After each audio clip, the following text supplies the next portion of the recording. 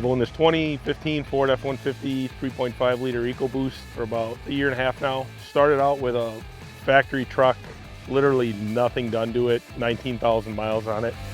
See, the Trail 2 package is what we put on the truck. Pretty much leveled the truck out.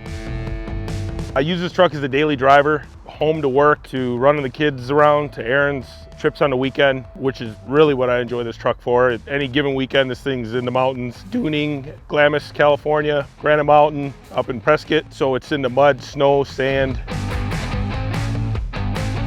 When I go to the dunes or up north to the Cinders or camping, I have a 26-foot toy hauler, fully loaded, fuel, water, all the essentials, quads. It's close to 10,000 pounds. And this truck here, the EcoBoost engine, is just phenomenal. It pulls that trailer very well. It is a heavy trailer, but the engine's got the power to do it. 5-star tuning comes into play. They have very good performance tow tune that I like to use. When I pull that trailer, I have a Firestone airbag kit on this that was a must for pulling. It leveled it out. The stance on this truck was pretty saggy without the leveling kit on there. Added it, run about 40 PSI in the bags. Truck sits perfectly level. KCs on the roof, love them. I mean, it lights up anywhere, anytime. I mean, like it's daytime. I have the Anzo headlights running 4x4 LED bulbs in them. They're bright, they throw a good distance. I've had an opportunity to test a lot of the different LED headlight bulbs that go in here. Anything from Recon, Oracle, but hands down the 4x4 LEDs have been the best as far as light output. I'm running a Putco system. They actually match well with the grill. We're also running a Putco Boss grill. I mean, you can just see the marriage between the two. They match up really well. They throw a good amount of light. They give you what you need when you're literally in the middle of nowhere. I live out in the boonies, about 12 miles out of town, and there's darkness. It's pure darkness. So driving home a lot of times during the winter months, leaving work, it's dark already. And running the fog lights and the headlights is plenty of light for driving down the road. So this truck's been through its paces as far as different parts that we've installed on it. Over time, you guys have had an opportunity to see everything from the beginning. We ran a KC dual. It was 2 driving and 2 spot, 6-inch lights. Awesome setup. I still have them actually. I'm kind of partial to them. I don't know if I'll get rid of them. They may go on my next build. I installed the receiver because I purchased a Smitty-built 9.5 winch that I installed on here. It's just a sense of security so that when I'm out there and if I need it, I have it, and I know that I can get myself out of a situation that normally if I'd be buried, I'd be dead in the water.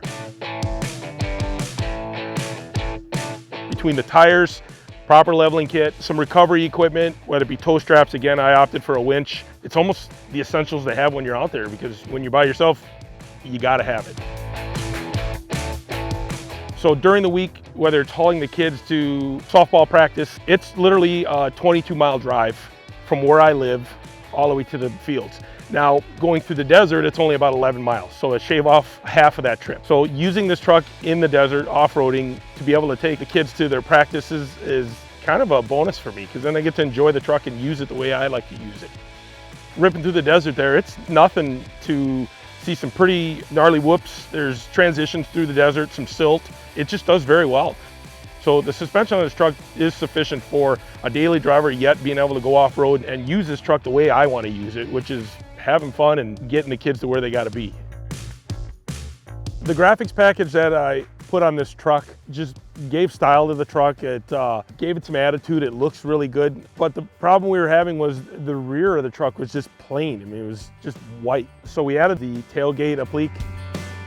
As you can see, the inside of this truck is filthy. The box of this truck is used. I use this truck like crazy. This is the Bed Tread Ultra Kit. It's the full kit. It is essentially a spray and bed liner in a removable kit. My absolute favorite aftermarket part that I have on this truck is the wheel well liners for the rear. These are the Ford OEM liners. Love them, can't say enough about them. I've had aftermarket wheel well liners on every truck that I've built so far. Ran the Huskies in the past. On this truck, opt to do the Ford. It's a must-have. Shortly after we leveled this truck out, a set of Lund fender flares was installed on it. I didn't care for them. They didn't go with the theme of the truck. The stance just didn't sit right. There's pictures of it out there with it. A lot of customers like them. Next build, maybe they'll have it. Just didn't go well with this one. The stance on this truck, the way it sits now, without them, I'm happy with. And the one thing that I wish I would have added to the truck would have been the full race high mount intercooler. That would have gave me the ability to put an aftermarket bumper on that I could hide the winch behind. The winch would then not be portable, it would have been a fixed mount winch. Would have added some style to the front of the truck. I like lights, I would have had an opportunity to add more lights onto it.